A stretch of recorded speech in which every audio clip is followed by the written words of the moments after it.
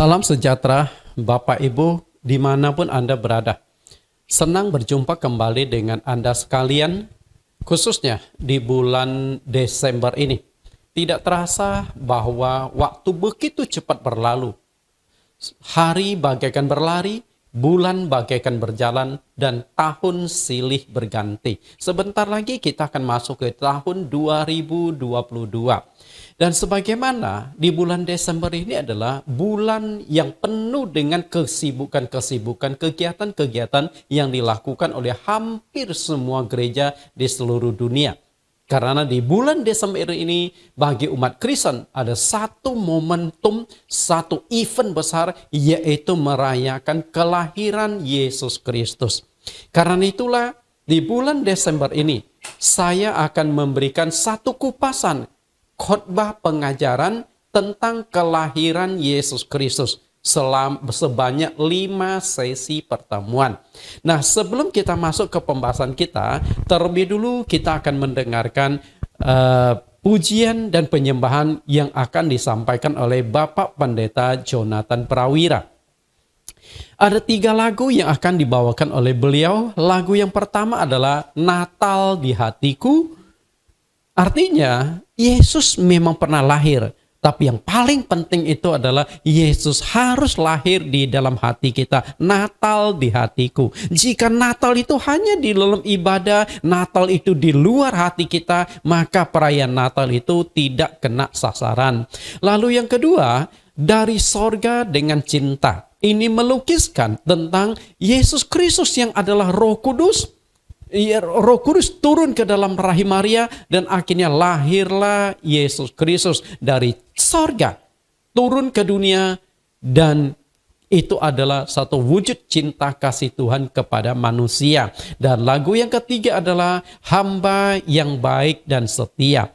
Apapun yang kita lakukan ketika kita menjalankan perintah-perintah Tuhan, termasuk juga di dalam perayaan Natal, harus kita lakukan firman itu dengan setia. Karena kita ingin menjadi hamba Tuhan yang baik. Mari kita dengarkan pujian penyembahan yang akan dibawakan langsung oleh Bapak Pendeta Jonathan Prawira. Mari dipersilakan, Pak. Natal terasa begitu berarti. Karena Yesus lahir ke dalam dunia ini, bukan karena dunia layak untuk menerimanya, tetapi karena Tuhan sangat mengasihi kita semua. Seperti palungan, layakkanlah hatiku menyambutmu Tuhan. Seperti emas kemenyan dan mur, biar hidupku berkenan padamu. Seperti palungan, layakkanlah hatiku menyambutmu Tuhan. Seperti emas kemenyan dan mur, biar hidupku berkenan padamu. Sebab Natal tak akan berarti tanpa kasih-Mu. Lahir di hatiku hanya bersama-Mu, Yesusku, rasakan selalu indahnya Natal di hatiku.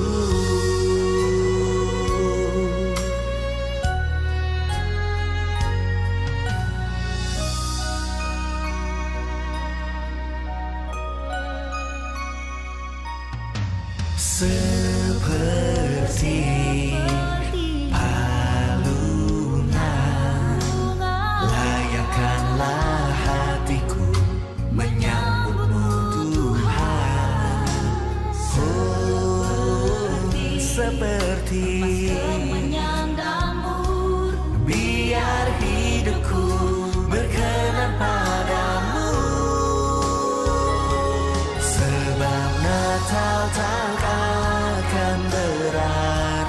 tanpa kasih-Mu. Lahir di hatiku hanya bersama-Mu, Yesusku, rasakan selalu indahnya Natal di hatiku. Bersama paduan suara sorga ku bernyanyi, kemuliaan di tempat maha tinggi, dan damai sejahtera di antara manusia yang hidup berkenan kepadamu. Sebab Natal tak akan berarti tanpa kasih-Mu. Lahir di hatiku hanya bersama-Mu, Yesusku, rasakan selalu indahnya Natal di hatiku, indahnya Natal di hatiku.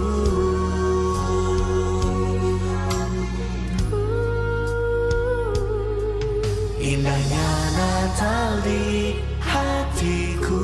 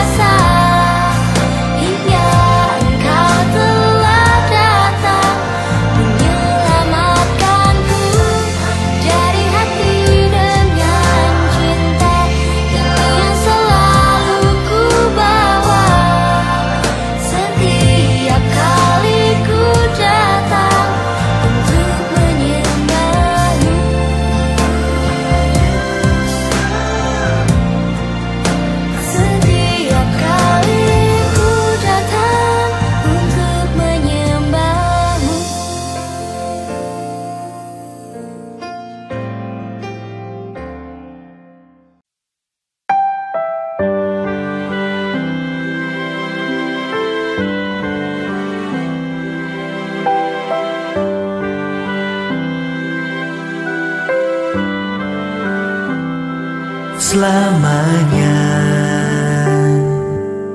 Ku akan berdoa agar ku mengerti kehendak-Mu atas hidupku ini selamanya. Ku akan berjuang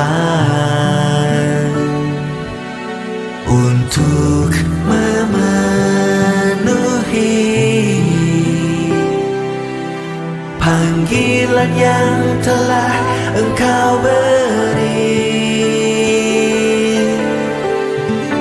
sampai Kau mendapati ku hamba yang baik dan setia, layak menerima mahkota-Mu sampai selamanya.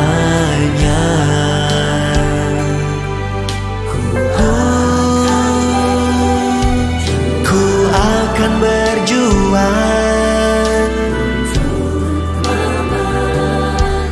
untuk memenuhi panggilan yang telah Engkau beri,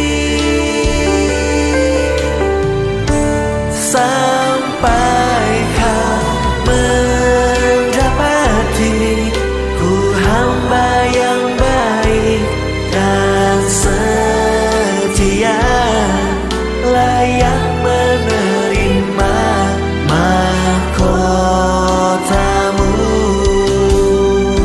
sampai selamanya.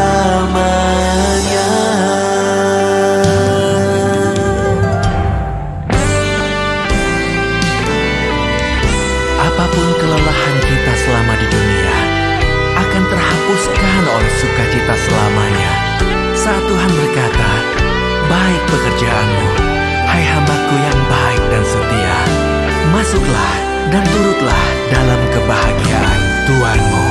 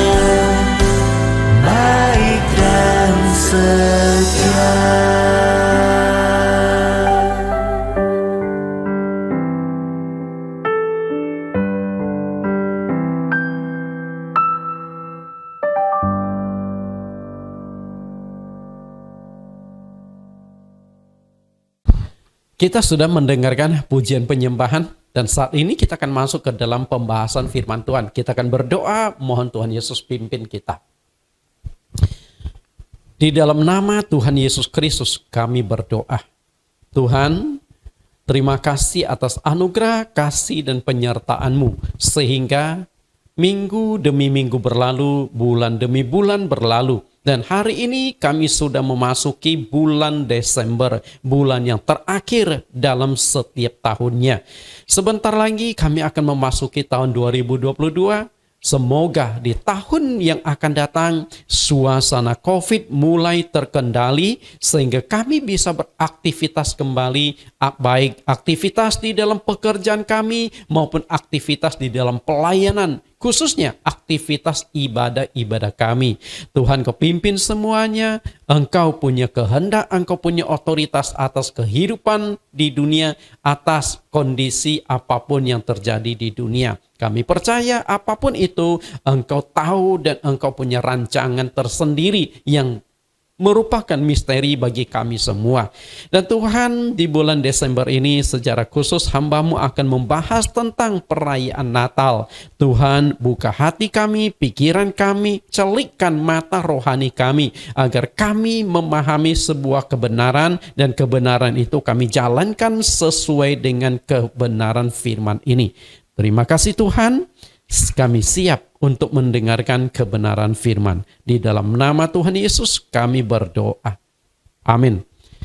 Bapak Ibu yang saya kasihi, sebagaimana yang saya katakan, di bulan Desember ini adalah bulan kesibukan, bulan di mana orang-orang Kristen Katolik di seluruh dunia sedang mempersiapkan diri untuk merayakan kelahiran Yesus Kristus, Sang Juru Selamat. Nah, hari ini maupun minggu-minggu yang akan datang, tema yang akan saya bawakan itu sama. Natal perlukah dirayakan? Apakah Yesus pernah lahir ke dunia? Bagaimana menurut Anda? Apakah benar bahwa Yesus pernah lahir ke dunia? Saya katakan kepada Anda, benar. Yesus benar-benar pernah lahir ke dunia. Paling tidak ada dua pembuktian bahwa Yesus benar-benar pernah lahir ke dunia 2000 tahun yang lampau. Kita lihat pembuktian yang pertama adalah bukti berdasarkan Alkitab. Dan bukti yang kedua adalah bukti sejarah dunia. Nah, bukti berdasarkan Alkitab, kita lihat Injil Lukas pasal yang kedua ayat yang ke-10. Lalu kata malaikat itu kepada mereka, jangan takut, sebab sesungguhnya aku memberitakan kepadamu kesukaan besar untuk seluruh bangsa. Ayat 11, hari ini telah lahir bagimu juru selamat, yaitu Kristus, Tuhan di kota Daud. Nah, ayat yang kita barusan baca itu adalah satu pembuktian di dalam Alkitab bahwa Yesus benar-benar pernah lahir ke dunia 2000 tahun yang lampau. Lahirnya di kota Bethlehem, Yerusalem.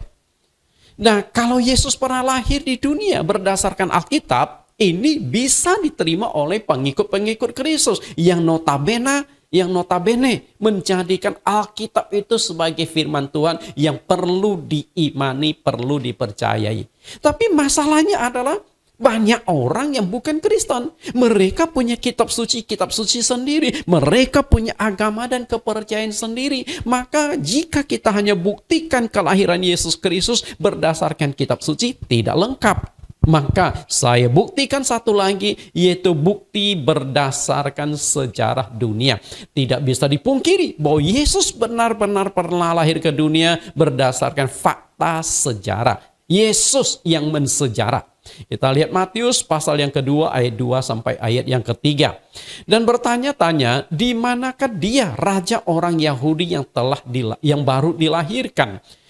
Kami telah melihat bintangnya di timur dan kami datang untuk menyembah dia. Ketika Raja Herodes mendengar hal itu, terkejutlah ia beserta seluruh Yerusalem. Dan ini fakta sejarah. Karena Herodes itu benar-benar dalam sejarah itu pernah ada dan dia pernah memerintah sebagai raja di kota di Yerusalem atau khususnya di Israel pada saat itu.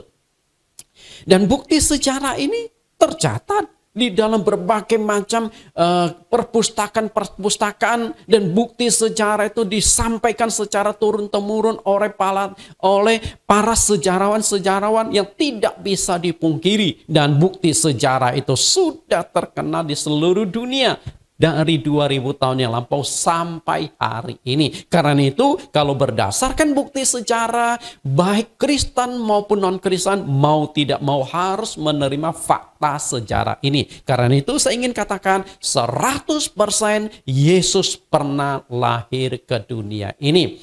Cuman yang menjadi persoalannya adalah, kalau benar Yesus pernah lahir ke dunia, masalahnya adalah, perlukah kita sebagai orang Kristen merayakan kelahiran Yesus Kristus?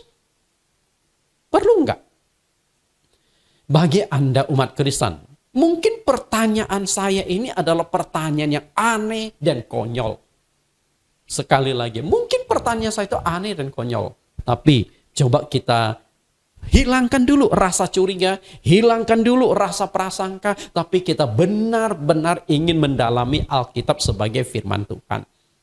Ketika kita berbeda pandangan, kadang-kadang kita mudah sekali mencap orang tersebut sesat dan lain sebagainya. Zaman sekarang, kalimat pertanyaan itu bukan pada apakah gereja atau sinode kalian merayakan Natal atau tidak.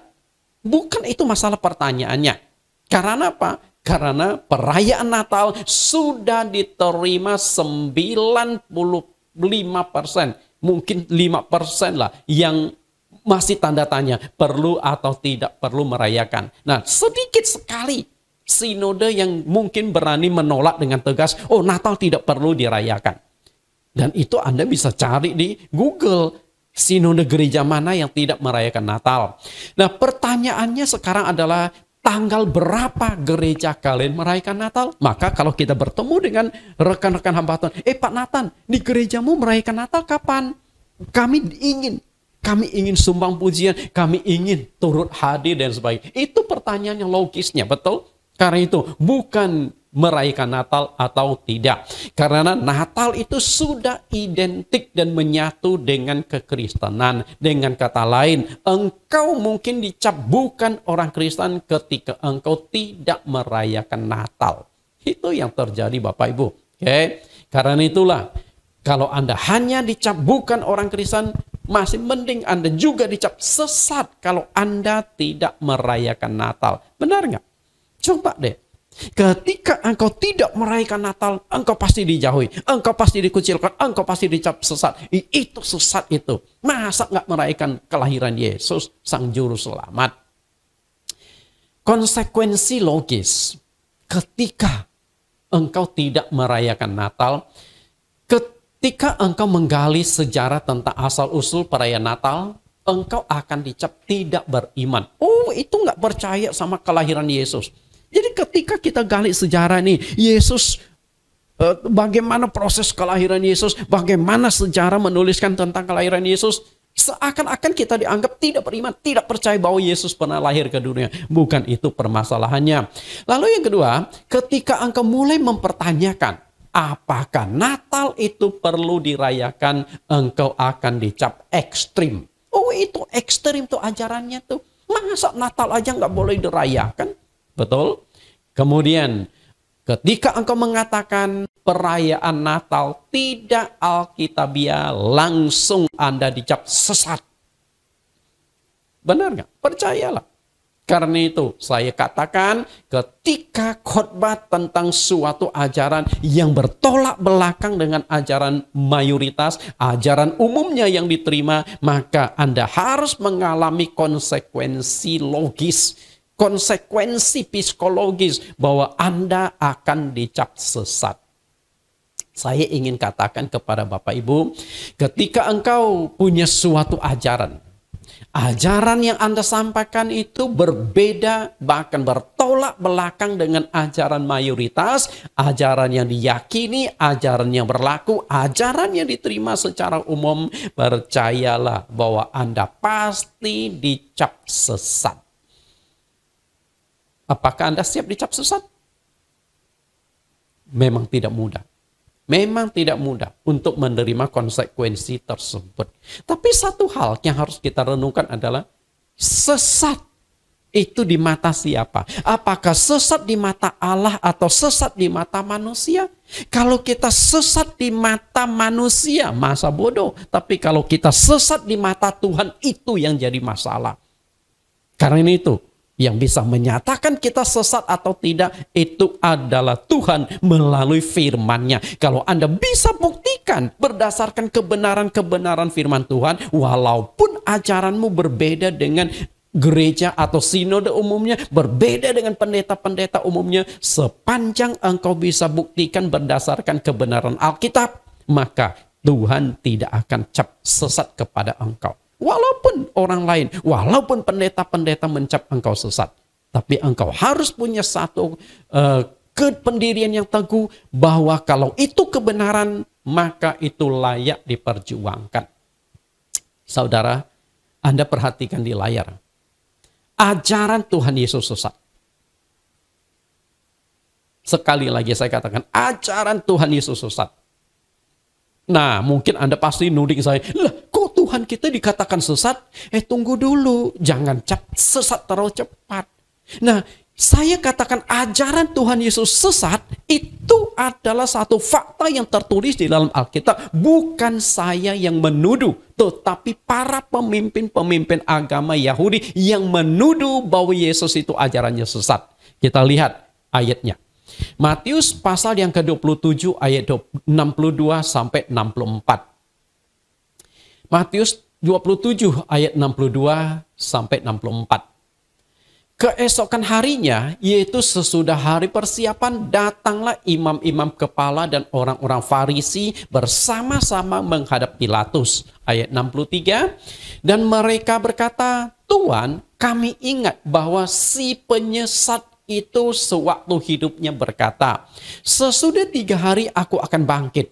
Ayat 64, karena itu perintahkanlah untuk menjaga kubur itu sampai hari yang ketiga. Jikalau tidak, murid-muridnya mungkin datang untuk mencuri dia, lalu mengatakan kepada rakyat, ia telah bangkit dari antara orang mati. Sehingga penyesatan yang terakhir akan lebih buruk akibatnya daripada yang pertama. Bapak Ibu perhatikan ya. Jadi yang mencap sesat itu bukan saya. Yang mencap Yesus sesat itu adalah pemimpin-pemimpin agama Yahudi. Jadi melihat masalah harus jernih ya. Karena saya adalah pengikut Yesus, saya adalah pengikut Sang Juru Selamat. 100% saya yakin ajaran Yesus tidak sesat. Oke, kita lihat. Perhatikan beberapa 2 kata ini. Si penyesat sewaktu hidupnya berkata, sesudah 3 hari aku akan bangkit.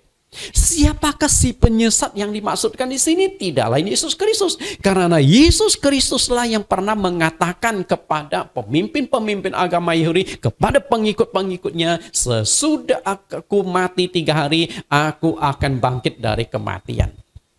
Oke, itu si penyesat itu berbicara tentang pribadi Yesus. Sedangkan kalimat kedua, penyesatan yang terakhir akan lebih buruk akibatnya daripada yang pertama. Ini berbicara ajarannya. Jadi Yesus dicap sesat, otomatis ajaran Yesus pun dicap sesat. Nah, kenapa Yesus itu dicap sesat? Permasalahannya adalah ketika Yesus berbicara tentang kebangkitan, ada kelompok-kelompok pemimpin Yahudi yang tidak percaya akan kebangkitan. Nah, ketika mereka tidak percaya, berarti ajaran yang mereka ajarkan bertolak belakang, bertentangan dengan ajaran Yesus. Pasti Yesus dicap sesat. Nah, itulah kebiasaan manusia, kebiasaan pendeta-pendeta. Ketika ajaran Anda berbeda dengan orang lain, Anda pasti dicap sesat oleh pendeta-pendeta yang lain. Di zaman Tuhan Yesus, itu muncul 2 kelompok imam-imam. Dan kedua kelompok ini kadang-kadang banyak ajaran mereka itu yang bertolak belakang, yang bertentangan. Khususnya ada 2 ajaran utama yang bertentangan. Kita lihat, kelompok yang pertama itu adalah kelompok Saduki. Dan kelompok yang kedua itu adalah kelompok Farisi. Nah, baik Farisi maupun Saduki, mereka itu walaupun punya doktrin berbeda, pengajaran berbeda, tapi sama-sama banyak yang duduk di posisi sebagai imam-imam besar, imam-imam kepala. Kita lihat bagaimana pemahaman mereka. Kisah Rasul pasal 2 ayat 38. Pasal 23 ayat yang ke-8. Sebab orang-orang Saduki mengatakan bahwa tidak ada kebangkitan dan tidak ada malaikat atau roh. Tetapi orang-orang Farisi mengakui kedua-duanya. Perhatikan, orang Saduki dan orang Farisi. Nah, orang Saduki itu nggak percaya tentang kebangkitan. Maka tidak heran ketika Yesus berkata, 3 hari kemudian aku akan bangkit. Langsung dicap, oh ajaran Yesus itu sesat. Tapi anehnya orang-orang Farisi percaya. Kebangkitan ada, malaikat ada, roh ada. Jadi apa yang dipercaya orang Saduki kita juga nggak tahu ya. Padahal Allah itu roh. Kalau nggak percaya tentang roh, berarti mereka nggak percaya pada Allah.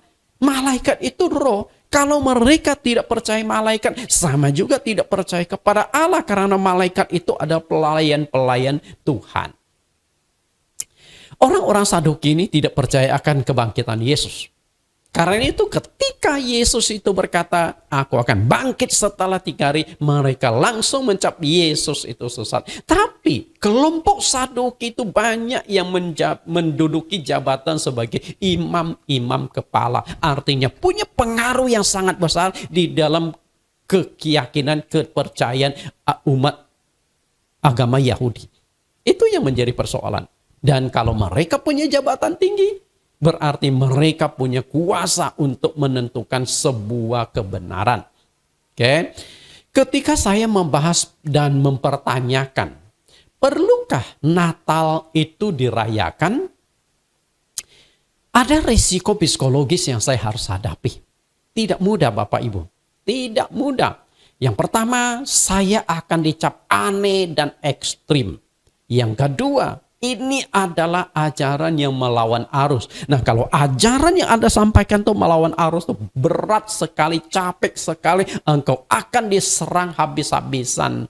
Dan terus terang, saya itu paling tidak suka. Tapi saya ini seorang pengajar.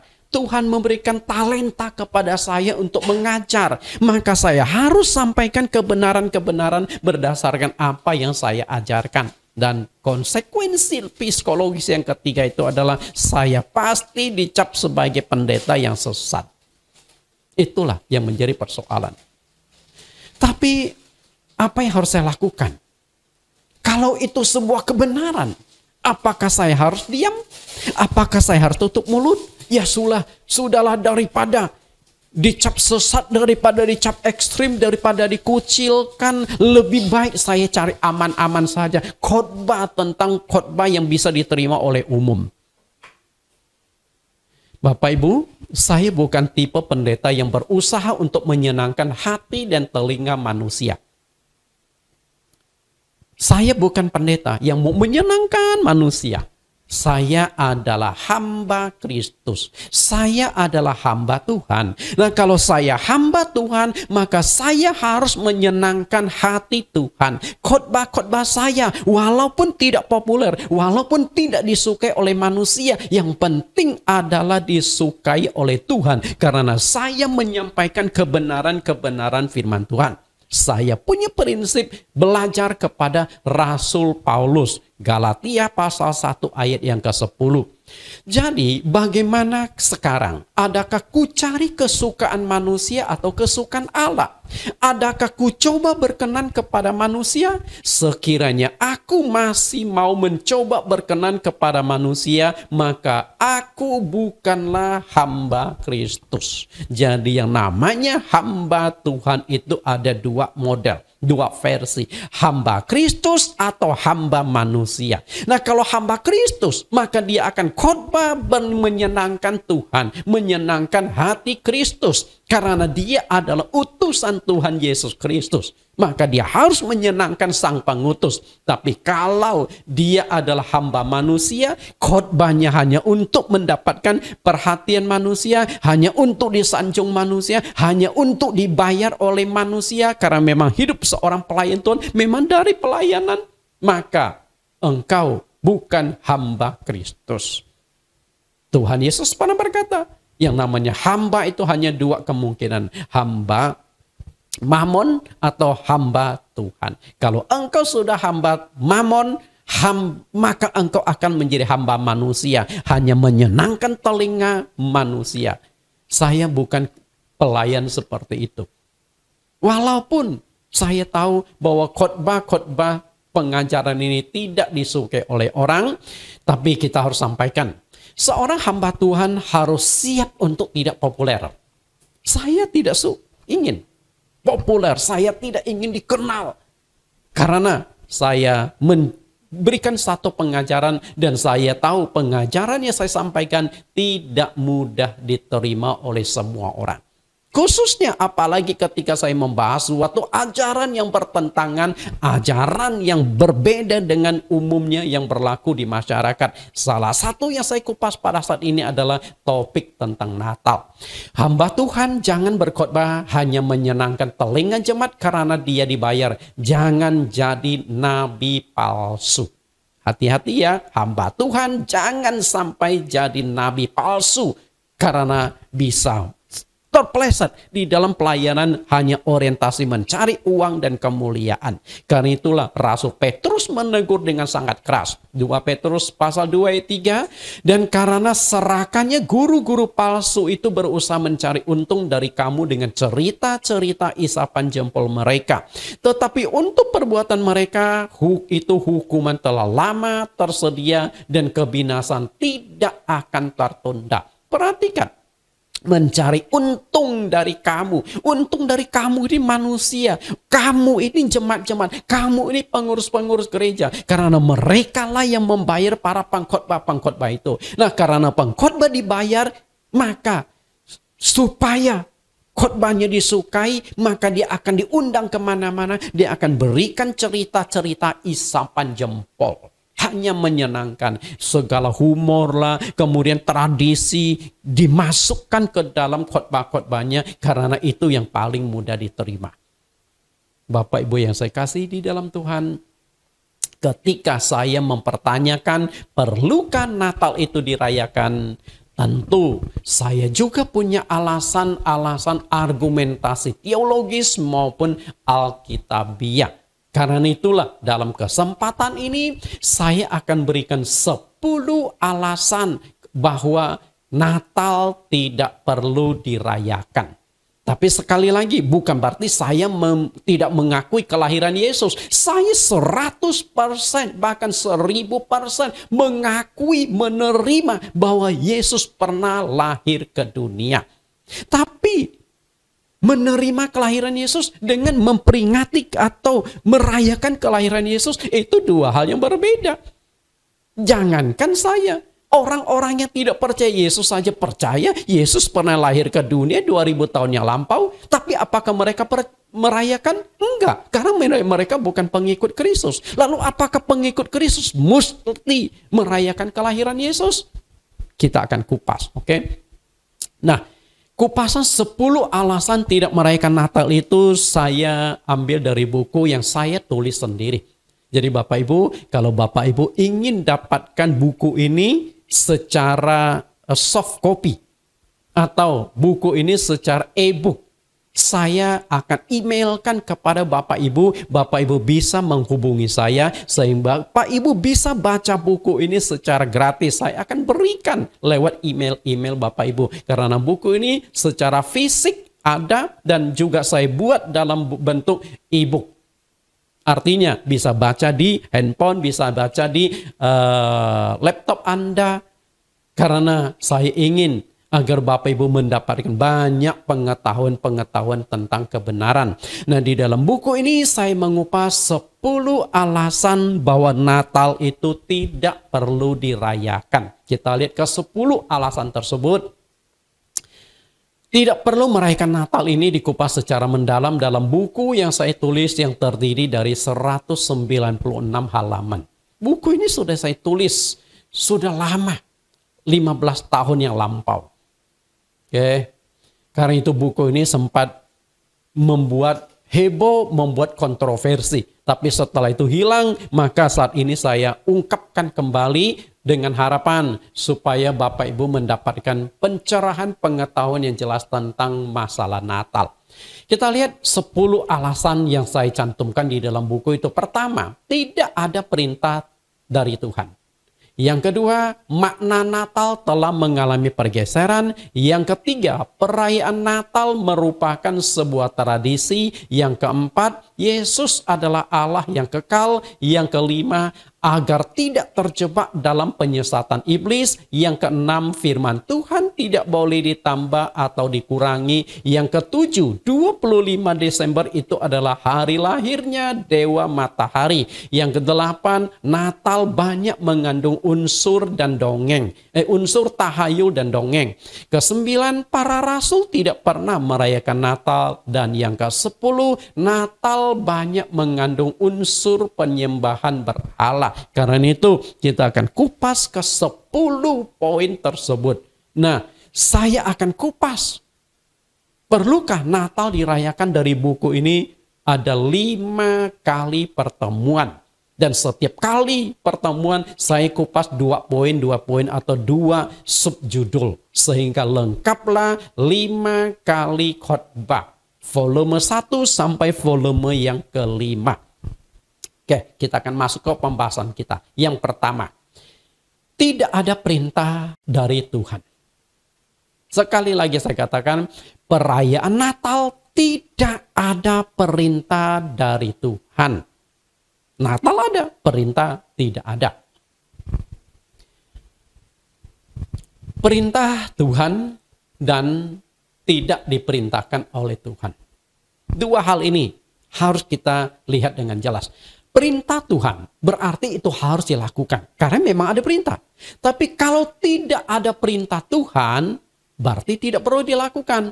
Nah, kalau perintah Tuhan harus dilakukan, kenapa? Karena itu adalah firman dari Tuhan. Itu harus dilakukan. Lalu kalau tidak diperintahkan, artinya jangan dilakukan.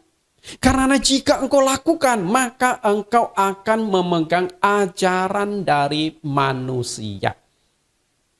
Bisa tangkap Bapak Ibu? Ketika perintah Tuhan, Anda harus lakukan. Karena itu firman Tuhan. Tapi ketika tidak diperintahkan, jangan kau lakukan. Karena engkau akan memegang ajaran manusia. Ajaran manusia engkau akan masukkan ke dalam kekristenan. Itu bahaya sekali. Karena jika ajaran manusia engkau masukkan ke dalam kekristenan, berarti ajaran manusia sudah setara, sudah selevel dengan firman Tuhan. Itu bahaya sekali.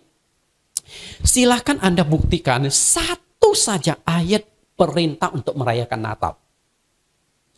Maaf kata bapak-bapak, ibu-ibu pendeta, tolong tunjukkan satu saja ayat Alkitab yang memberikan perintah. Rayakanlah kelahiran Yesus. Baik oleh Tuhan Yesus sendiri maupun oleh murid-murid Tuhan atau rasul-rasul atau penulis-penulis kitab suci. Kalau ada perintah itu, maka saya akan akui bahwa apa yang saya sajikan ini adalah sebuah kekeliruan.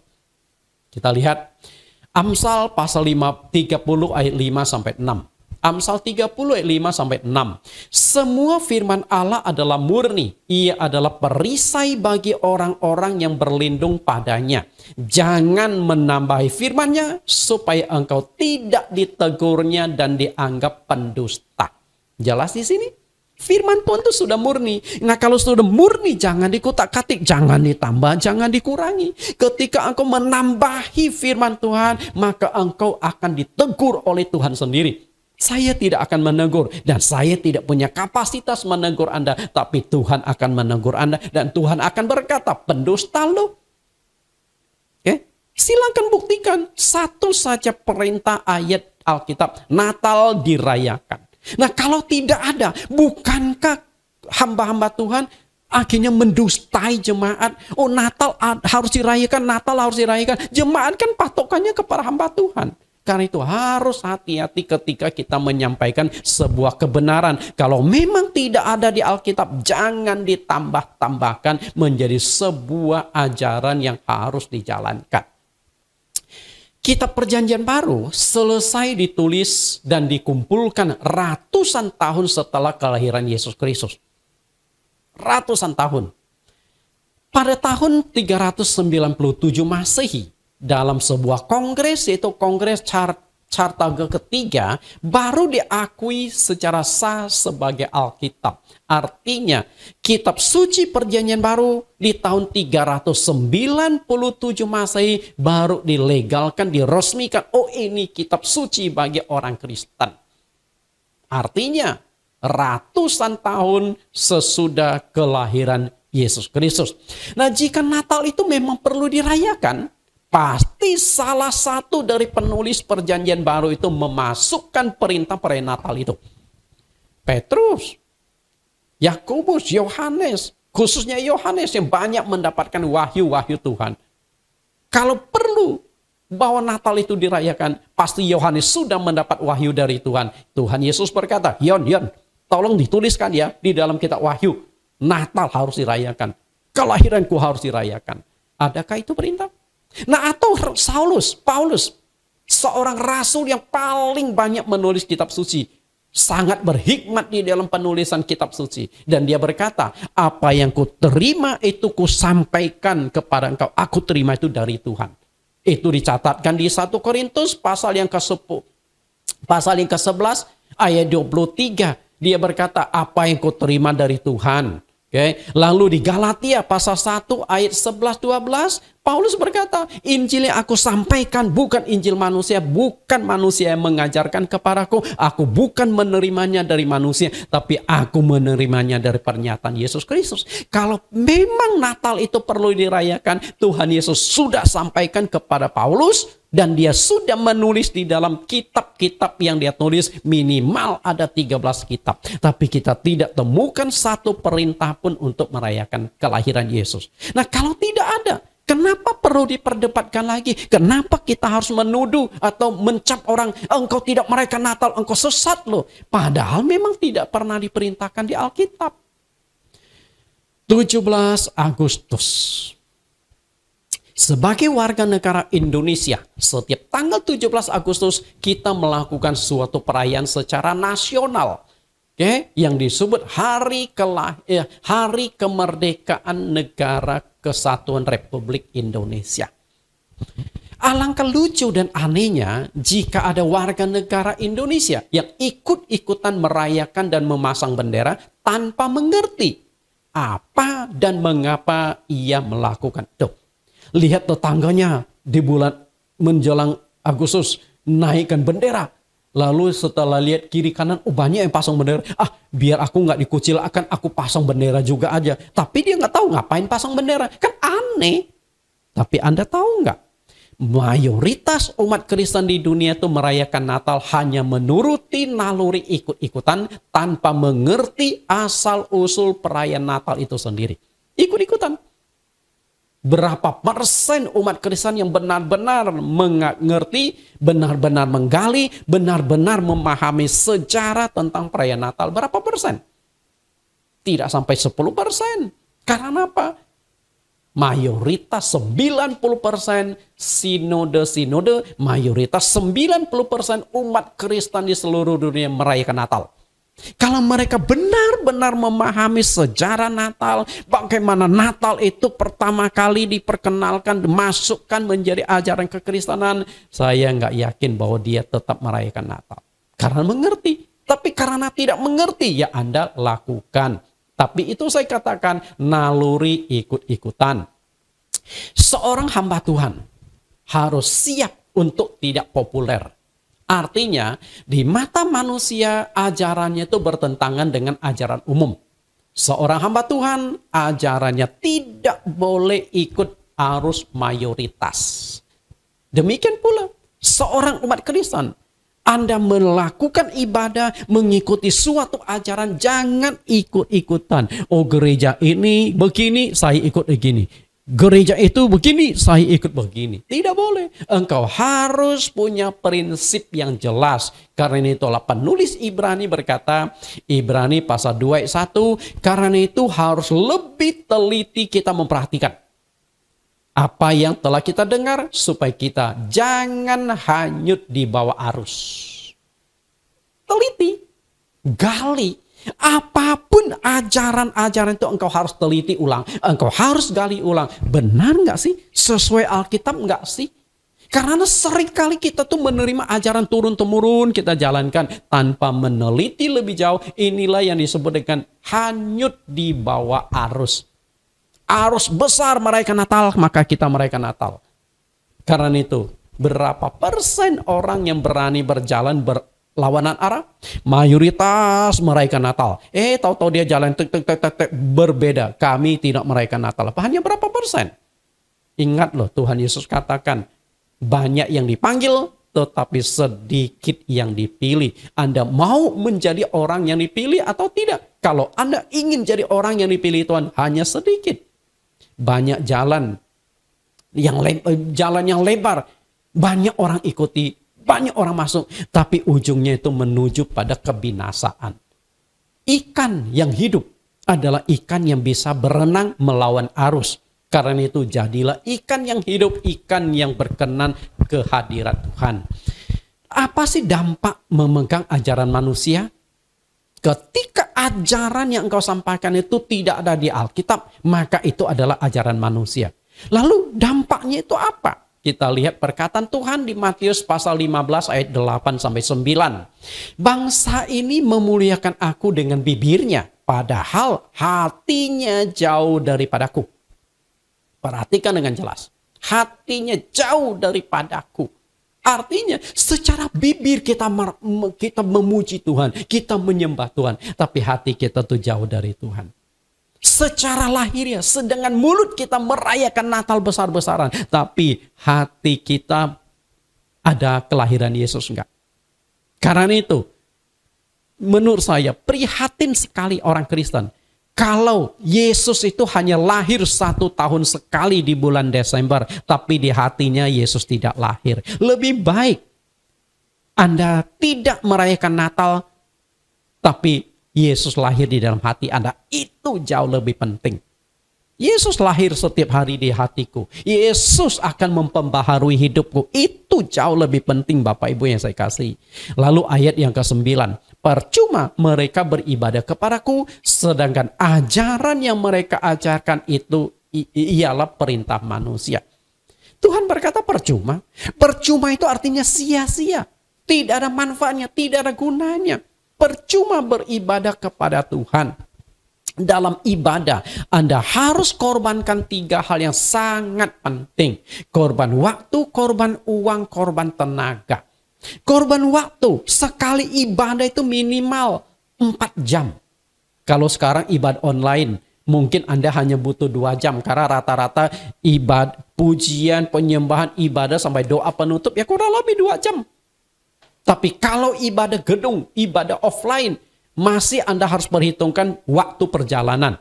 Ibadah di gereja pasti 2 jam, perjalanan bisa 2 jam. Karena kadang-kala kita masih ada kebutuhan-kebutuhan lain setelah sampai tempat ibadah. Korban waktu. Lalu korban uang. Biaya transportasi, ada kolektor atau persembahan. Lalu tenaga, 4 jam engkau tuh sudah mengeluarkan banyak tenaga. Lebih baik tidur kalau ibadah engkau percuma tidak diterima oleh Tuhan. Dan pengorbanan engkau itu akan jadi sia-sia kalau engkau memegang doktrin dan ajaran manusia. Demikian pula. Berarti ketika kita merayakan Natal besar-besaran, sudah keluarkan waktu, keluarkan uang, keluarkan tenaga. Ternyata Tuhan tidak perintahkan, Tuhan tidak berkenan perayaan itu. Pengorbanan itu jadi sia-sia. Sayang sekali.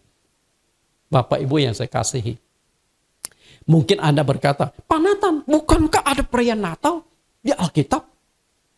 Pernah satu kali saya dialog dengan seorang pendeta, dan lalu dia keluarkan ada 2 kelompok manusia yang merayakan kelahiran Yesus. Kelompok yang pertama itu adalah orang-orang Majus.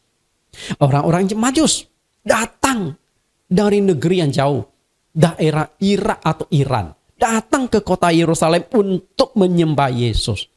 Tapi perhatikan, apakah betul mereka merayakan Natal?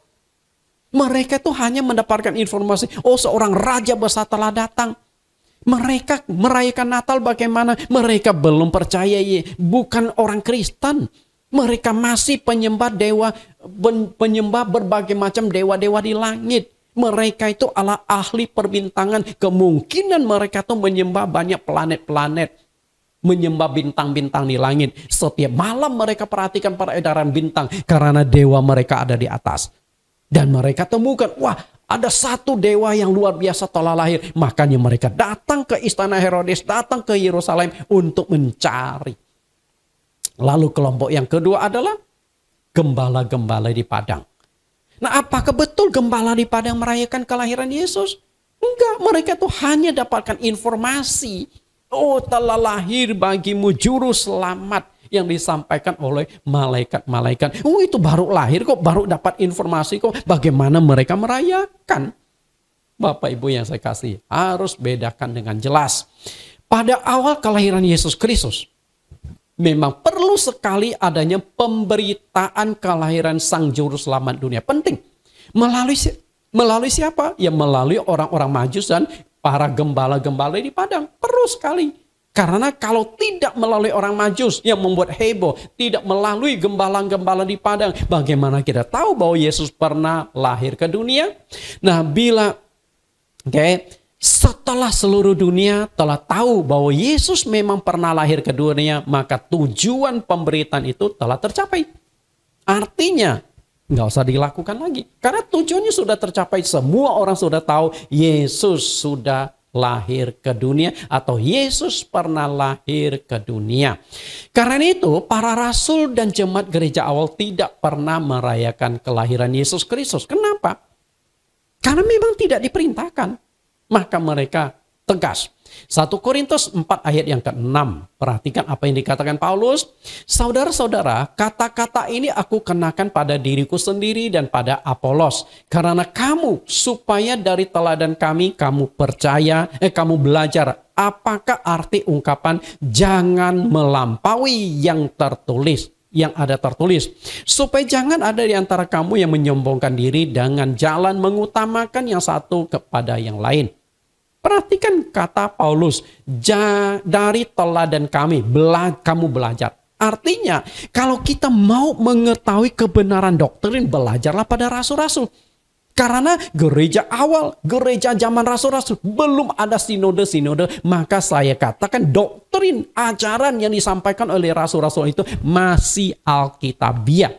Beda dengan sekarang. Begitu banyaknya doktrin-doktrin, begitu banyaknya ajaran-ajaran sampai kita bingung mau ikut yang mana. Kemudian jangan melampaui yang ada tertulis. Artinya jangan menyimpang, jangan keluar dari ajaran para rasul, ajaran dari Alkitab. Kalau Alkitab tidak pernah perintahkan, jangan kita tambah-tambahkan. Kalau Alkitab tidak pernah memerintahkan kita merayakan Natal, jangan kita melampaui yang sudah tertulis di dalam Alkitab. Belajarlah taat. Tuhan sangat marah dan benci jika ada hamba Tuhan yang mengajarkan apa yang tidak pernah diperintahkan oleh Tuhan. Karena itu, bapak-bapak, ibu-ibu pendeta, hati-hati. Jangan sampai kita menjadi pelayan Tuhan, tapi kita akhirnya dibenci oleh Tuhan. Saya ingin buka satu ayat Alkitab ini, kita perhatikan baik-baik. Khususnya kita sebagai hamba Tuhan yang menyampaikan firman Tuhan. Ulangan pasal 18 ayat 20. Ulangan 18 ayat 20. Tetapi seorang nabi yang terlalu berani untuk mengucapkan demi namaku perkataan yang tidak kuperintahkan untuk dikatakan olehnya, atau yang berkata demi nama Allah lain, nabi itu harus mati. Perhatikan bagaimana kerasnya. Perkataan yang tidak kuperintahkan. Tadi saya sudah katakan pada Bapak Ibu, cari, buktikan satu saja perintah merayakan Natal. Nah, kalau memang tidak pernah diperintahkan, tidak pernah Tuhan suruh, jangan kita lakukan. Itu saja, sederhana. Karena itu Bapak Ibu, saya takut kepada Bapak Ibu untuk menghakimi saya karena menyampaikan sebuah kebenaran yang bertolak belakang dengan Anda, padahal saya mengungkapkan fakta-fakta kebenaran Alkitab. Karena itu, setelah saya bergumul, akhirnya saya ambil keputusan, oke, saya sampaikan saja. Padahal, sejak saya menjadi pelayan Tuhan 30 tahun yang lalu, saya sudah nggak merayakan Natal. Karena saya temukan fakta, memang tidak ada perintah untuk merayakan Natal. Tapi saya tidak berani menyampaikannya secara luas. Karena saya juga takut dihakimi, takut dicap sesat. Saya manusia kok, saya masih ada rasa takut kok. Tapi setelah didesak-desak oleh Tuhan, dipimpin oleh Roh Kudus, akhirnya saya ambil sebuah keputusan sampai saya menulis buku tentang Natal itu dan saya sampaikan kepada Bapak Ibu. Walaupun Bapak Ibu tidak bisa membaca buku ini, tapi setidaknya bisa mendengarkan kebenaran firman Tuhan ini. Nah, ketika menyampaikan suatu pelajaran yang tidak Tuhan perintahkan, sanksinya itu adalah nabi itu harus mati. Kalau kita hidup di zaman perjanjian lama, berapa banyak hamba Tuhan yang akan menghadapi konsekuensi seperti ini? Tuhan Yesus di Matius pasal yang ke-18 ayat yang ke-6 dan sampai ayat yang ke-7 pernah mengatakan, celakalah dunia dengan segala penyesatannya. Memang penyesatan harus ada, tetapi celakalah orang yang mengadakannya. Lebih baik baginya jika sebuah batu kilangan diikatkan pada lehernya, lalu ia ditenggelamkan ke dalam laut. Karena itu, pendeta atau hamba Tuhan, satu sisi sangat disayang Tuhan. Karena itu mitra kerja Tuhan. Tapi di sisi lain sangat dibenci oleh Tuhan ketika ajaran yang kita sampaikan itu tidak sesuai Alkitab. Atau kita menjadi penyesat. Makanya Nabi Musa katakan itu harus mati, dihukum mati. Sudah siapkah? Renungkanlah. Lalu yang kedua, makna Natal telah mengalami pergeseran. Kalau tadi Natal itu tidak pernah diperintahkan, lalu bagian yang kedua, makna Natal telah mengalami pergeseran. Orang-orang Majus dan gembala di padang itu murni memberitakan kelahiran Yesus Kristus. Kira orang Majus murni datang membawa emas kemenjan mur mempersembahkan kepada keluarga Yusuf. Karena mereka tahu kelahiran sang bayi ini membutuhkan biaya hidup yang cukup besar. Apalagi nantinya akan menjadi orang yang hebat, orang yang terkenal. Apakah perayaan Natal hari ini masih murni memberitakan kelahiran sang juru selamat dunia? Nah, kalau masih murni memberitakan kelahiran Yesus, dan itu tidak perlu dilakukan 1 tahun sekali. Setiap hari kita harus beritakan kelahiran Yesus. Betul? Karena Yesus lahir tujuannya adalah menjadi juru selamat dunia. Kita beritakan Injil anugerah keselamatan itu. Karena itulah saya katakan bahwa makna Natal telah mengalami pergeseran sangat jauh. Tidak lagi pada fokus yang semula. Pergeseran makna Natal paling tidak ada 3. Yang pertama, Natal telah menjadi ajang pesta pora. Yang kedua, Natal telah menjadi ajang bisnis duniawi. Yang ketiga, Natal telah menjadi perayaan yang penuh sukacita. Mungkin Anda berkata, "Loh Pak, benar dong. Yang namanya Natal, kelahiran kita sambut dengan sukacita dong." Betul? Ingat dulu, sabar dulu. Ketika engkau merayakan Natal dengan sukacita, engkau lupa ratusan anak-anak di Yerusalem dan sekitarnya yang dibunuh oleh Herodes. Cobalah melihat ke sisi yang lain. Oke, saya akan kupas secara singkat ketiga poin kecil ini. Dua kondisi gereja dalam menyambut perayaan Natal. Gereja kaya dan gereja miskin. Gereja yang kaya, Natal telah menjadi ajang pesta pora. Pohon Natal, door prize yang mahal. Jadi memperkenalkan kemewahan. Itu gereja yang punya duit. Banyak orang kayanya. Sedangkan gereja yang miskin, Natal sudah menjadi beban keuangan. Terpaksa membuat proposal, minta sumbangan sini, sumbangan sana. Bahkan ada gereja daerah-daerah kecil ketika mau merayakan Natal sampai ngutang loh. Setelah dapat utang, setelah perayaan Natal mereka berharap nanti persembahan kolektor Natal bisa menutupi utang. Ternyata kolektornya juga dapatnya kecil. Jadi pendeta yang miskin ini stres, menjadi beban. Enggak merayakan Natal dianggap tidak mengasihi Tuhan, dianggap sesat. Merayakan Natal beban keuangan. Pernah nggak kita berpikir, kalau Anda pendeta kaya mungkin tidak pernah alami, tapi banyak pendeta dan gereja miskin. Nah, gambaran perayaan Natal masa kini menghias gedung gereja dengan mewah dan mahal. Ramai dekornya.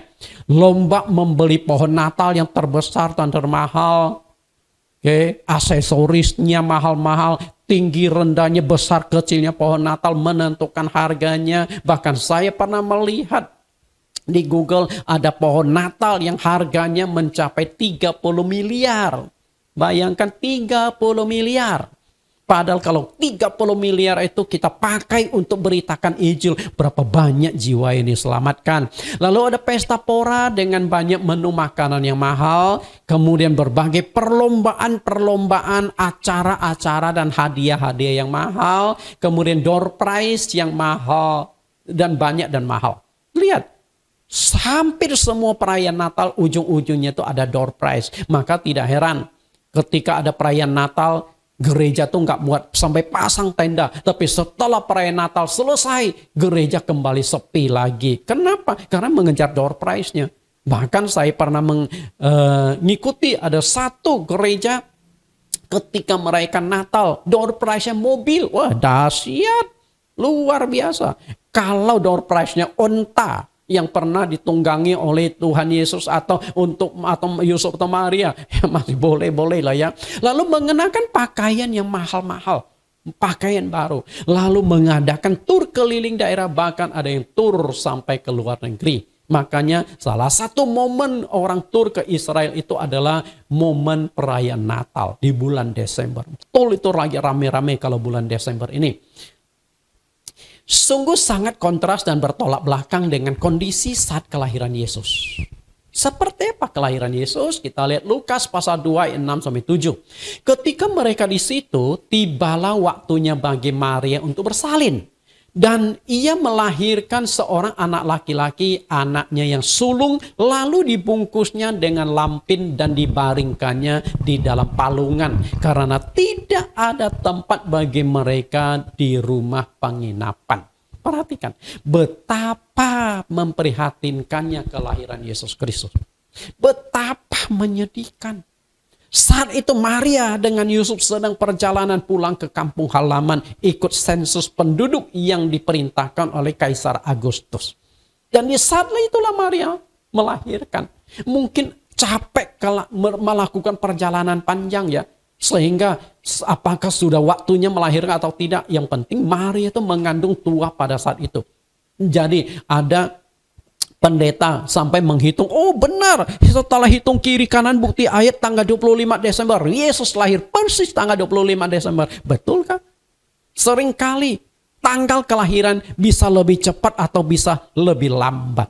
Anak saya yang kedua Jeremy, ketika istri saya hamil tua, dicek ke dokter, dokter berkata, oh ini anak akan lahir tanggal 29 Februari.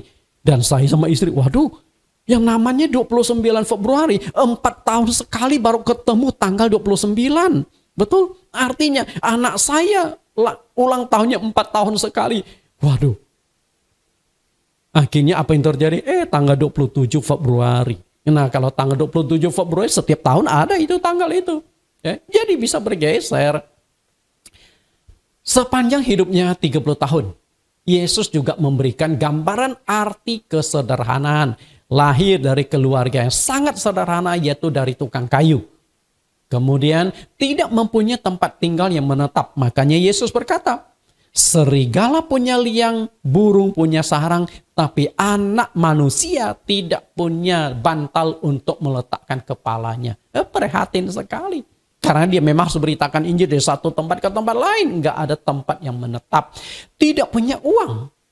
Jadi saya katakan Yesus tidak punya uang di kantongnya, tidak punya dompet. Mungkin Anda berkata ekstrim lu Pak Nathan. Tapi fakta, satu kali ada pemungut bea bait suci datang kepada Tuhan Yesus. Nagih, hanya 2 keping duit aja ditagih. Tapi Yesus tidak bisa bayar saat itu. Lalu Yesus berkata, Petrus, kamu pergi mancing ikan. Ikan pertama yang berhasil kamu pancing, kamu buka mulutnya. Di dalamnya ada 2 buah koin. Bayarlah itu untuk bea bait Allah. 1 koin untuk kamu, 1 koin untuk saya. Kalau saat itu ada uang, langsung Yesus bayar nih, bayar. Enggak suruh tukang tagih itu nunggu datang lagi besoknya atau tunggu berapa jam. Karena Petrus perlu waktu untuk memancing ikan. Prihatin, sangat-sangat miskin. Lalu Yesus dalam hidupnya sangat berhemat.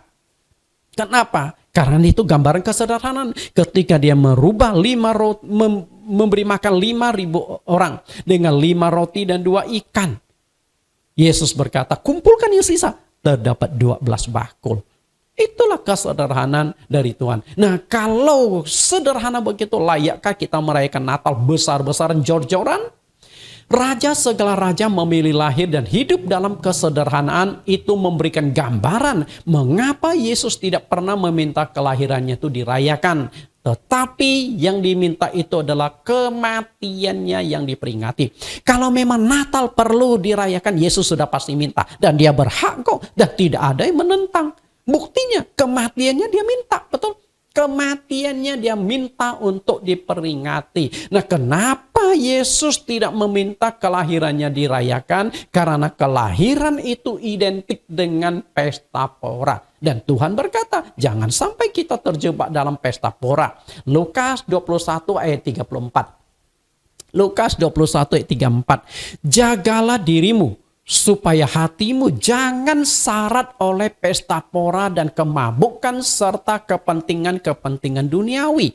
Dan supaya hari Tuhan jangan datang dengan tiba-tiba jatuh ke atas dirimu seperti suatu jerat.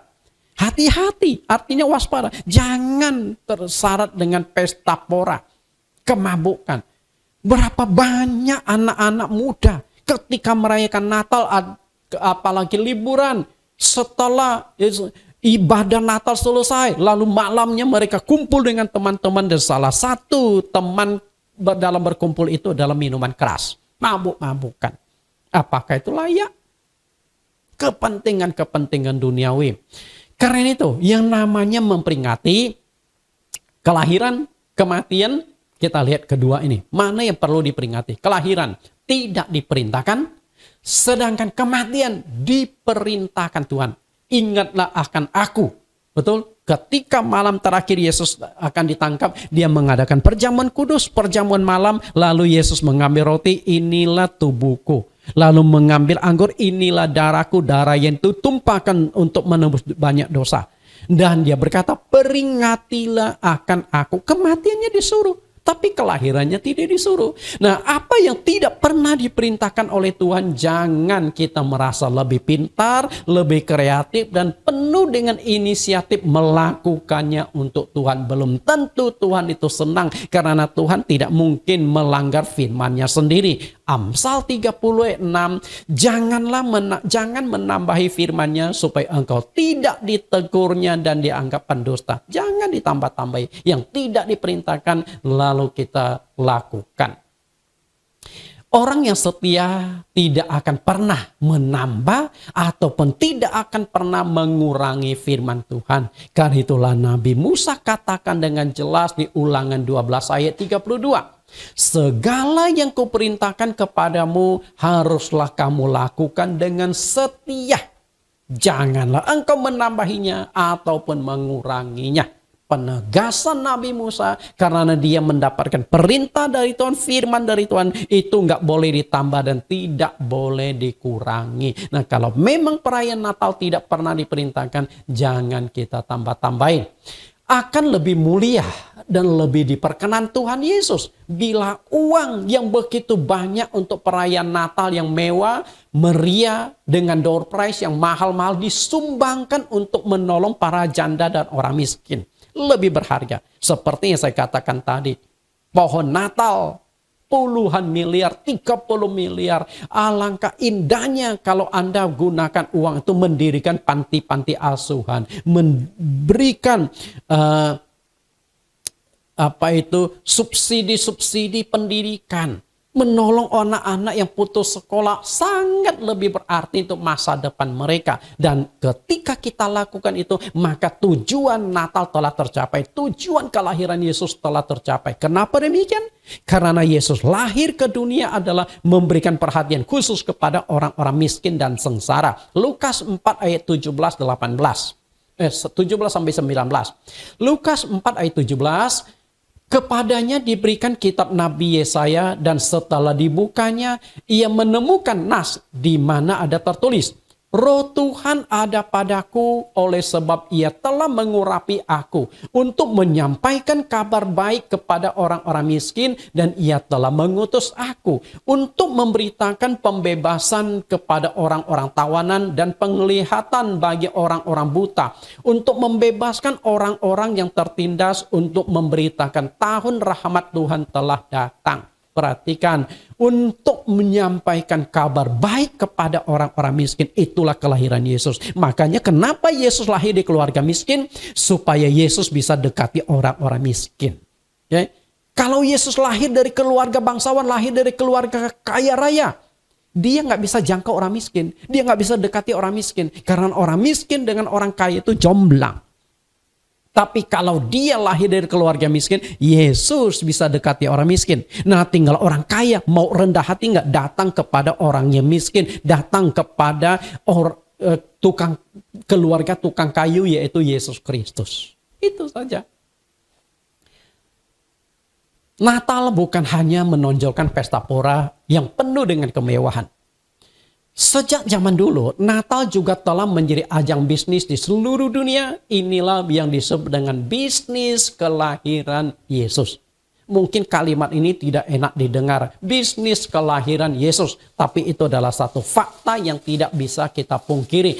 Bagaimana rupa bisnis kelahiran Yesus? Banyak sekali. Misalnya, bisnis kartu ucapan Natal. Kartu Natal telah menjadi bisnis yang dunia, bisnis raksasa.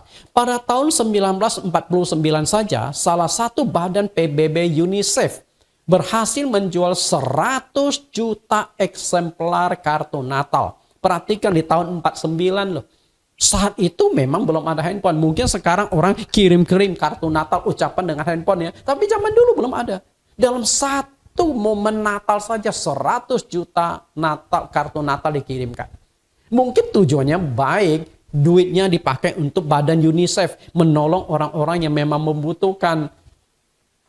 Lalu yang kedua, bisnis pohon Natal dan ornamen-ornamennya. Banyak gereja, perusahaan, kantor berlomba-lomba pamerkan pohon Natal yang mewah, pohon Natal yang tinggi, yang mahal, bersama dengan ornamen-ornamen Natal itu sendiri. Dan masih banyak hal-hal yang berkaitan dengan bisnis. Belum lagi sinterklas lah, aksesorisnya lah. Makin hari. Lalu waktu perayaan Natal ada lilin dan lain sebagainya. Macam-macam. Jadi perayaan Natal adalah perayaan yang sangat menggiurkan bagi para pedagang. Tujuan kelahiran Yesus yang mulia itu telah melenceng menjadi bisnis yang sangat menggiurkan di dunia. Dengan kata lain, anugerah keselamatan yang cuma-cuma telah dibisniskan oleh manusia. Prihatin nggak? Prihatin. Kita lihat teguran Rasul Petrus kepada Simon. Kisah Rasul 8, 18, 19. Ketika Simon melihat bahwa pemberian Roh Kudus terjadi oleh karena rasul-rasul itu menumpangkan tangannya, ia menawarkan uang kepada mereka serta berkata, berikanlah juga kepadaku kuasa itu supaya jika aku menumpangkan tanganku ke atas seseorang, ia boleh menerima Roh Kudus. Ayat 20.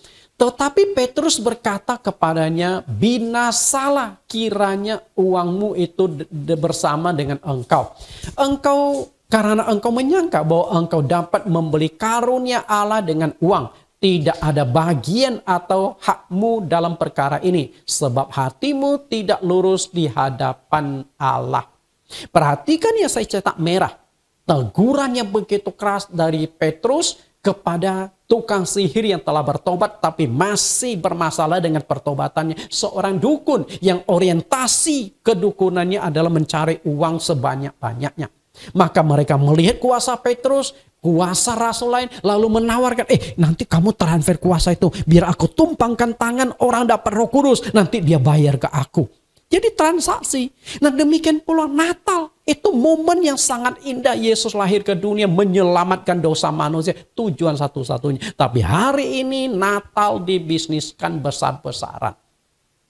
Yang salah siapa? Ya kita orang Kristen. Karena kita yang memberikan peluang. Dan bisnis itu bukan hanya dijalankan orang Kristen. Non-Kristen juga bisnis besar-besaran tentang perayaan Natal. Cukup prihatin ya. Kelahiran itu juga identik dengan sukacita. Namun di satu sisi kita lupa, waktu kelahiran Yesus ada ratusan anak-anak berumur 2 tahun ke bawah yang dibunuh oleh Herodes dengan pedang. Sangat-sangat menyedihkan. Lihat Matius 2 ayat 16, 17, 18. Ketika Herodes tahu bahwa ia telah diperdaya oleh orang-orang Majus itu, ia sangat marah. Lalu ia menyuruh membunuh semua anak di Bethlehem dan sekitarnya, yaitu anak-anak yang berumur 2 tahun ke bawah, sesuai dengan waktu yang dapat diketahui dari orang-orang Majus itu. Dengan demikian genaplah firman yang disampaikan oleh Nabi Yeremia. Terdengarlah suara di Rama, tangis dan ratap yang amat sedih. Rahel menangis dan anak-anaknya, menangis si anak-anaknya, dan ia tidak mau dihibur sebab mereka tidak ada lagi. Para pendeta, ketika Anda mengutip khotbah tentang Natal, pernah nggak Anda kutip yang bagian ini? Pernahkah Anda mencoba menyelamai hati perasaan dari ratusan orang tua yang kehilangan anak? Kalau yang dibunuh saat itu adalah anak Anda, saya yakin Anda akan benci perayaan Natal. Gara-gara Yesus lahir, anak gua mati. Benar? Coba deh fair. Kita ini hanya melihat dari sisi yang enaknya, sisi sukacita, tapi tidak pernah melihat duka citanya. Siapakah Herodes itu? Mengapa dia begitu kejam? Ia menyuruh membunuh anak-anak di Bethlehem dan sekitarnya. Ia lahir pada tahun 73 sebelum Masehi. Jauh sebelum Yesus lahir, Herodes sudah menjabat. Dia adalah anak dari Antipater dari suku Edom. Sebelum menjabat sebagai raja, pada tahun 47, Herodes diangkat oleh ayahnya menjadi gubernur di Galilea. Dan ini adalah awal karir politiknya. 47 sebelum Masehi. Ia menjadi raja pada tahun 40 Masehi sampai 40 sebelum Masehi sampai 4 Masehi. Karena itu kelahiran Yesus itu diperkirakan antara 0 sampai 0 sebelum Masehi sampai 4 Masehi. Tahun-tahun itu. Untuk memperkuat posisi politiknya, ia mencari istri dari kalangan penguasa orang Yahudi. Ia menikahi Maryam. Jadi istri dari Herodes, namanya itu adalah Maryam, cucu dari imam besar. Ia sukses menjaga perdamaian dan ketertiban negara dengan sistem diktator. Wah, kekejaman, macam-macam dibunuh itu. Namun Herodes itu memiliki kelainan jiwa. Sifat yang paling mendasar dari Herodes adalah selalu menaruh curiga. Curiga ini, curiga itu. Dan sifat ini menjadi semacam kelainan jiwa yang sangat parah. Beberapa orang yang dekat dengan dia juga pernah dibunuh lantaran ia curiga. Siapa saja yang pernah dibunuh oleh Herodes? Orang-orang dekatnya. Kita lihat ini fakta sejarah. Karena penyakit kelainan jiwa yang penuh dengan kecurigaan, ia selalu merasa posisi sebagai raja selalu terancam. Ia membunuh kakak iparnya sendiri yang bernama Aristobulus yang menjabat sebagai imam besar saat itu. Karena mungkin banyak kebijakan Herodes yang tidak disetujui oleh imam besar. Padahal yang menjadi imam besar itu adalah Aristobulus. Nah, mungkin Aristobulus karena tidak setuju, akhirnya Herodes bunuh, padahal itu kakak ipar loh. Lalu ia membunuh mertuanya sendiri. Bukan hanya kakak ipar, karena dia juga bunuh mertuanya. Mertuanya juga punya pengaruh yang besar di dalam keagamaan Yahudi. Nah, setelah dia bunuh iparnya, lalu bunuh mertuanya sendiri, lalu dia takut. Suatu hari dia akan diracuni istrinya, dia akan dibunuh istrinya, balas dendam. Akhirnya tanggung-tanggung istrinya sendiri dia bunuh pada tahun 29 sebelum Masehi. Kejam ya. Karena takut istrinya membalas dendam. Itu aja. Selain itu, dia juga pernah membunuh 48 orang mahkamah agama. Itu orang-orang penting loh, mahkamah agama. Karena mereka menentang kebijakan dalam kepemimpinannya. Kita lihat bagaimana gilanya Herodes ini. Maka tidak heran ketika orang-orang Majus membawa kabar tentang kelahiran Yesus yang ditandai munculnya bintang di timur. Itu membuat gempar, membuat heboh seluruh istana dan kota Yerusalem. Kenapa bisa demikian? Karena mereka tahu siapa Herodes. Kita lihat Matius 2 ayat 3-4. Ketika Raja Herodes mendengar hal itu, terkejutlah ia beserta seluruh Yerusalem. Maka dikumpulkannyalah semua imam kepala dan ahli-ahli Taurat bangsa Yahudi. Lalu dimintanya keterangan dari mereka di mana Mesias akan dilahirkan. Gempar loh. Karena para pejabat istana Herodes tahu sifat atau kelainan jiwa dari Herodes. Bukan hanya pejabat istana, Orang-orang penduduk Yerusalem tahu persis kelainan jiwa dari Herodes yang selalu curiga kehilangan jabatan. Karena itu dia tidak segan untuk menghabisi nyawa lawannya. Maka tidak heran ratusan anak-anak yang berumur 2 tahun ke bawah dibunuh di kota Yerusalem dan sekitarnya. Karena dia dapat berita Yesus lahir di daerah Yerusalem. Tapi tidak cukup hanya Yerusalem, anak-anak yang dibunuh dia perluas sekitar Yerusalem. Dia percaya pasti salah satu yang dibunuh itu adalah Yesus. Karena dia takut nanti jabatannya diambil alih oleh Yesus. Padahal kalau Yesus berumur 30 tahun, dia sudah meninggal duluan. Tapi ketakutan, kecurigaan yang aneh. Untunglah, saya katakan untunglah, Tuhan berkata kepada Yusuf lewat mimpi, "Oi, bawa anakmu ke Mesir." Karena Herodes sedang mencari untuk membunuhnya. Kalau Tuhan tidak ingatkan Yusuf lewat mimpi, Yesus juga sudah jadi korban. Kalau Yesus sudah dibunuh ketika di bayi, masih perlu merayakan Natal? Masih tidak perlu lagi. Makanya jangan lupa ada ratusan anak-anak yang dibunuh di Yerusalem dan sekitarnya. Itulah kenapa Anda harus tahu mengapa Tuhan Yesus tidak pernah meminta hari kelahirannya dirayakan. Kenapa dia tidak meminta? Karena setiap kali kita merayakan kelahiran Yesus, selalu kita ingatkan, tuh gara-gara Yesus lahir, ratusan anak dibunuh. Milikilah hati dan perasaan Kristus seperti rasul-rasul. Kenapa rasul-rasul tidak merayakan Natal? Kita lihat Filipi pasal 2 ayat 5. Hendaklah kamu dalam hidupmu bersama menaruh pikiran dan perasaan yang terdapat juga dalam Kristus Yesus. Pikiran, perasaan Kristus ada nggak di hati kita ketika kita merayakan Natal?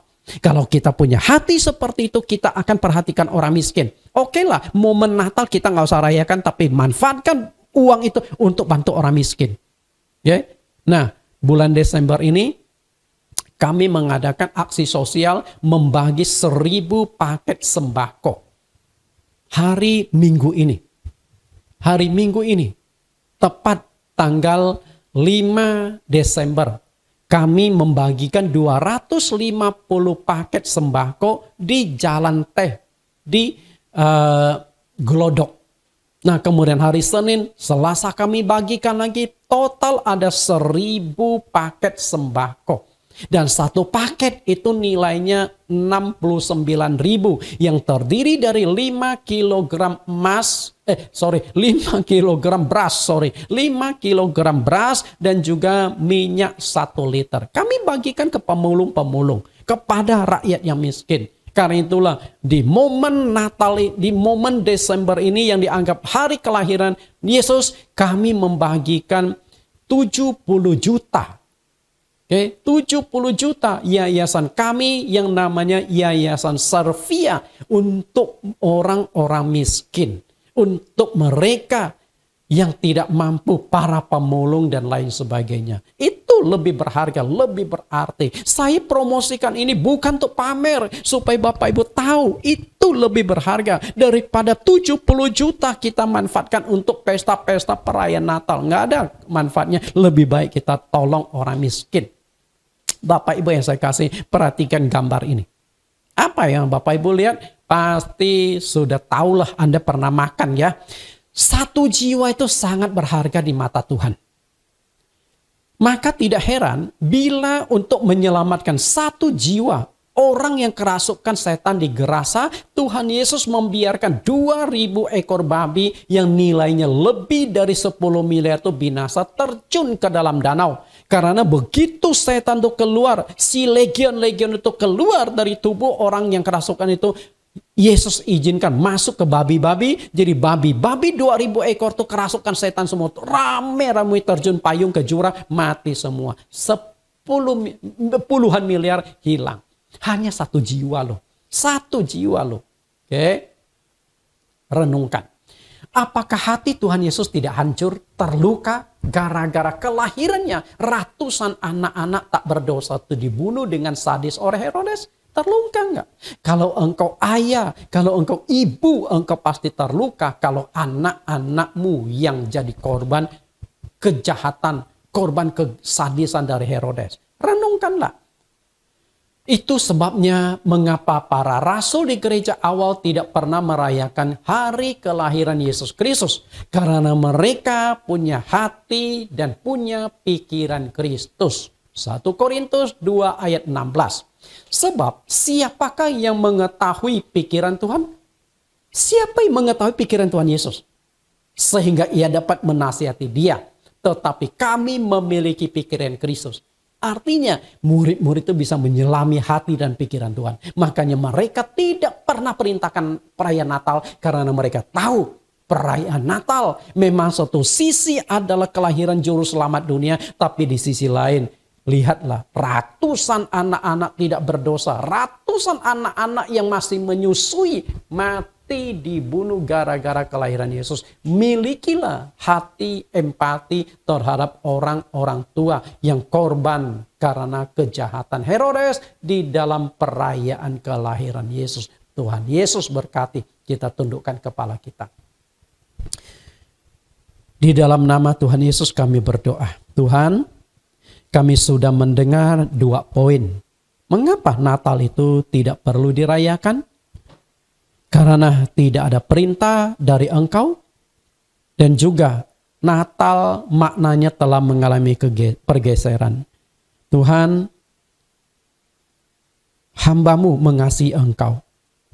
Dan wujud mengasihi Engkau adalah hamba-Mu tunduk taat pada perintah-Mu. Di Yohanes pasal 16, pasal 14, 16 mengatakan, orang yang mengasihi Tuhan adalah orang yang menuruti firman-Nya. Dan tidak ada perintah untuk merayakan kelahiran Engkau. Kami belajar pada ketaatan. Firman Tuhan tidak boleh ditambah, tidak boleh dikurangi. Walaupun khotbah ini tidak populer, bahkan khotbah ini akan dibenci, khotbah ini akan dijauhi, bahkan khotbah yang hamba-Mu sampaikan akan dicap sesat. Itu adalah risiko. Engkau yang sudah lahir dengan kondisi sangat prihatin, bahkan mati di atas kayu salib karena menyelamatkan manusia, maka hamba-Mu pun berusaha menyampaikan kebenaran-kebenaran yang menyelamatkan supaya tidak terjebak dalam manipulasi permainan iblis yang menyesatkan. Tuntun kami Tuhan, sertai kami. Sampai 5 sesi tentang Natal hamba-Mu sampaikan semuanya. Supaya banyak berkat-berkat yang bisa diterima oleh mereka yang haus kebenaran firman Tuhan, yang cinta akan kebenaran Alkitab. Terima kasih Tuhan. Di dalam nama-Mu, Yesus Kristus, kami berdoa. Amin. Bapak Ibu, kita akan mendengarkan pengumuman dan juga doa penutup yang akan disampaikan oleh Bapak Pendeta James.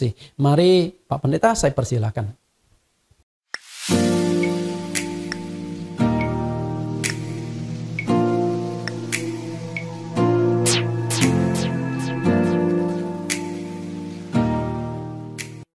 Shalom Bapak Ibu yang terkasih, kita bersyukur kita baru saja mendengarkan pengajaran disampaikan oleh Bapak Pendeta Nathan Jurnawan.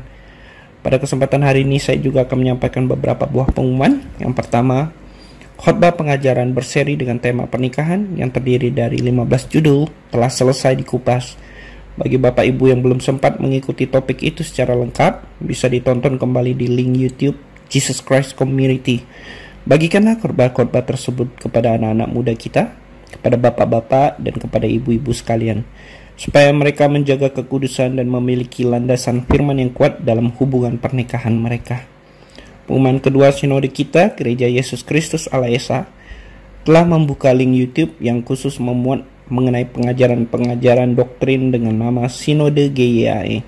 Topik pengajaran yang telah diupload ada 2. Yang pertama, sakramen pembasuhan kaki yang terdiri dari 5 sesi. Yang kedua adalah sakramen baptisan air yang terdiri dari 8 sesi. Silakan kunjungi link YouTube Sinode GYAE dan mohon kesediaannya untuk tekan tombol subscribe, like, and share. Pengumuman ketiga, jika kondisi COVID-19 sudah mereda, maka Gereja JCC berencana akan memulai ibadah offline pada bulan Januari 2022. Info selanjutnya akan menyusul. Pengumuman keempat, telah dibuka pendaftaran peserta bedah buku karangan Pendeta Nathan Jurnawan dengan tema Natal Haruskah Dirayakan. Bedah buku ini lewat Zoom akan diadakan 5 kali pertemuan setiap hari Senin jam 7 malam hingga jam 9 malam. Diharapkan seluruh jemaat JCC dapat mengikuti bedah buku tersebut dengan mendaftarkan kepada Bapak Tony Hartanto di 0813 8863 3968. Pengumuman kelima, mulai minggu ini dan sebulan ke depan dalam ibadah live streaming, Pendeta Nathan akan mengupas tema Natal Perlukah Dirayakan. Pengumuman keenam, Yayasan Servia akan membagikan sembako sebanyak 1.000 paket kepada fakir miskin dan para pemulung.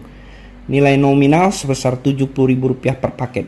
Bagi jemaat JCC yang memerlukan paket sembako itu, dapat menghubungi Ibu Mingcu di 0816 1864 918. Demikian pokok-pokok pengumuman yang telah saya sampaikan. Sebelum kita tutup ibadah kita, mari kita bersatu di dalam doa syafaat kita. Mari kita berdoa. Bapa kami yang kami kasihi, Tuhan yang kami panggil di dalam nama Tuhan Yesus Kristus, tiada hentinya kami ingin memanjatkan rasa puji syukur kami atas perlindungan Tuhan, pertolongan dan penyertaan Tuhan hari lepas hari dalam kehidupan kami. Bahkan kalau sampai detik hari ini kami boleh ada dengan keadaan yang sehat, itu juga karena kemurahan Tuhan saja dalam kehidupan kami. Oleh karenanya kami juga ingin berdoa buat rekan-rekan kami yang mungkin dalam keadaan yang terbaring lemah saat ini. Kami berdoa buat Bapak Bong Jijung, ayahanda dari Bapak Pendeta Nathan yang beberapa waktu lalu mengalami serangan stroke dan sedang dirawat di rumah. Kami memohon biarlah kiranya Tuhan juga menyembuhkan, Tuhan juga mengulurkan tangan kasih Tuhan. Mujizat boleh terjadi dalam kehidupan Bapak ini ya Tuhan. Kami berdoa juga buat Bapak Pendeta Stefanus, hamba-Mu yang selalu setia melayani-Mu Tuhan, yang beberapa waktu lalu juga mengalami permasalahan dengan ginjal dan mengalami serangan stroke. Kami yakin dan percaya hamba-Mu Tuhan begitu mengasihi-Mu, dan masih banyak pekerjaan yang belum beliau selesaikan. Kami mohon kiranya Tuhan cabut segala penyakitnya, sehingga dia boleh kembali Tuhan melayani-Mu Tuhan. Kami berdoa juga buat Ibu Nagawati yang mengalami masalah dengan kesehatannya dan kerinduannya atau keinginannya untuk menjual rumahnya yang berada di Bogor. Kami yakin dan percaya Tuhan mendengarkan setiap seruan dan doa-doanya ya Tuhan. Kami berdoa buat kondisi COVID-19 yang belum mereda, bahkan telah muncul varian baru, varian Omikron.